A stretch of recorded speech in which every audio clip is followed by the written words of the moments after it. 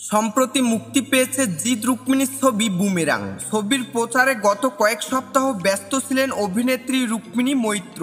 27 June ছিল রুক্মিণীর জন্মদিন। বিশেষ দিনটি কিভাবে কাটালেন তিনি? জন্মদিনটা সাধারণত প্রত্যেক বছর পরিবারের সঙ্গেই কাটাতে পছন্দ করেন রুক্মিণী, তবে এবারে বিশেষ দিনেও ছবির প্রচারে ব্যস্ত।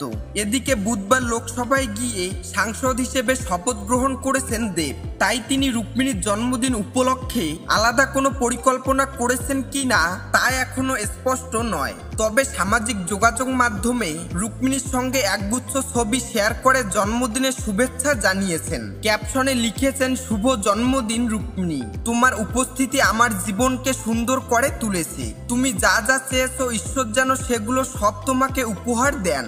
আর এটা বলার অপেক্ষা রাখে না যে তুমিই আমার সেরা ট্রাভেল পার্টনার। এই পোস্টেই অনেকে সন্দেহ করেছেন দেব ও রুক্মিণী কি বিয়ে করে ফেলেছেন, না হলে দেবের জীবনে রুক্মিণীর উপস্থিতি এমন কথা কেন?